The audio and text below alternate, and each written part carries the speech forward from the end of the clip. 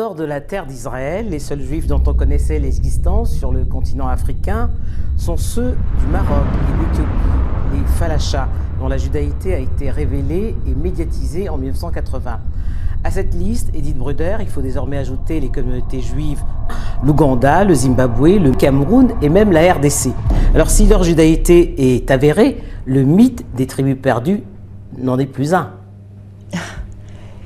C'est un petit peu ce qui se passe, c'est-à-dire qu'en fait, ces groupes se reconnaissent comme étant des descendants des tribus perdues.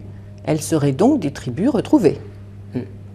C'est au titre des tribus perdues qu'elles retracent et reconstruisent leur passé, un passé toujours illustre.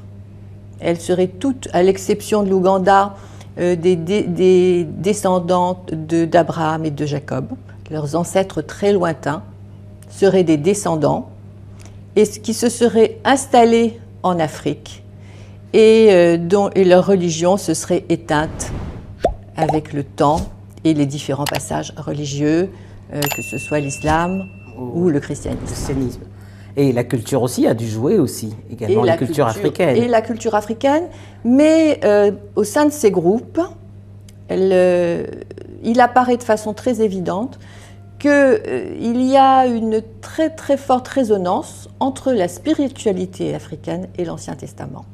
Les entretiens avec les membres de ces groupes, quels que soient les pays, laissent apparaître très fortement cet aspect-là, cet aspect de similitude, d'affinité profonde, éthique, de valeur, de représentation divine.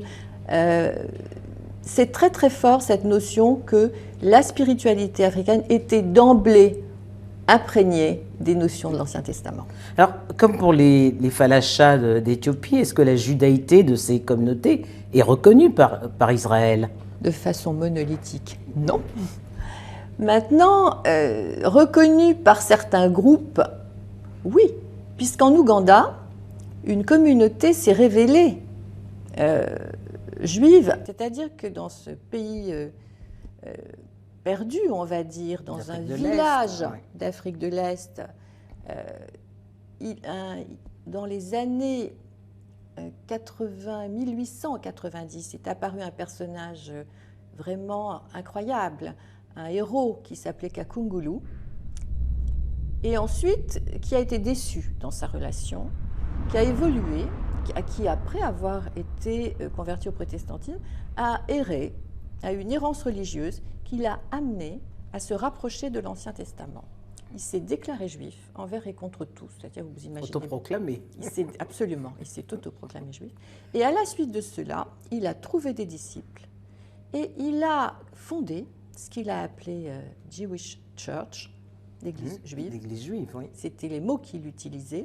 Il a commencé tout seul avec son groupe à mettre en place les règles de la cacheroute.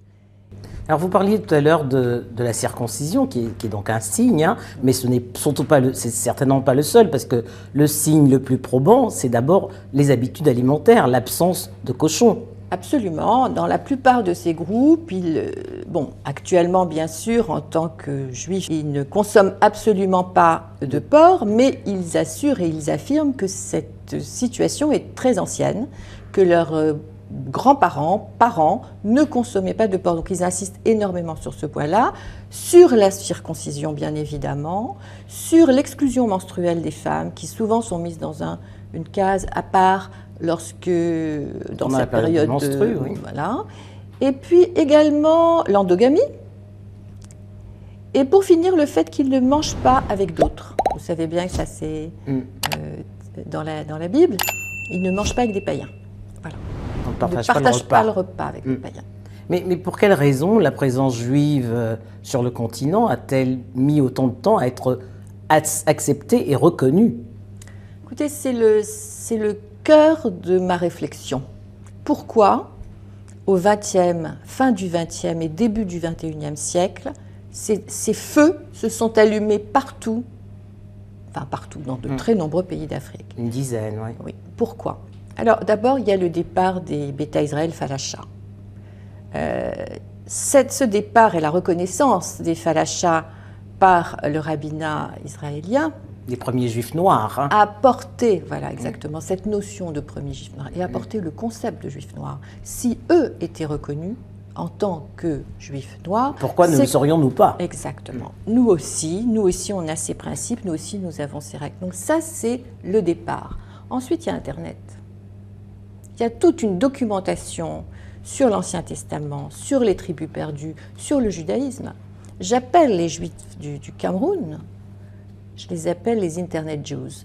Ils ont eu une formation complète qu'ils ont autogérée au départ, quand ils se sont rapprochés seuls du judaïsme. Voilà. Alors, je suppose que votre livre a été très bien accueilli par les Juifs noirs du continent, mais peut-être pas aussi bien accueilli par Israël. Alors, les Juifs noirs sont très contents parce que... De ces révélations. De ces révélations, surtout aux États-Unis, puisque ce livre a d'abord été publié en 2008 et en 2012 aux États-Unis. Ils sont très satisfaits parce que ça leur rend justice d'une certaine manière. En même temps, je ne dis pas d'une façon ferme qu'ils sont ou qu'ils ne sont pas. Ce n'est pas mon rôle. Moi, je suis un témoin, un analyste, si vous voulez. Je ne suis pas là pour le dire. Donc oui, très bien accueillis. On parle d'eux et il y a une reconnaissance évidente et explicite. En Israël, disons que c'est un sujet qui intéresse, mais qui fait peur peut-être un petit peu. Et pour les Juifs du Zimbabwe, mais également, ils revendiquent leur descendance comme leur appartenance plutôt à la 12e tribu. Oui. Oui, de même que les Lambas, vous parlez des Lambas du Zimbabwe, de même que les Lambas d'Afrique du Sud. Oui. Absolument.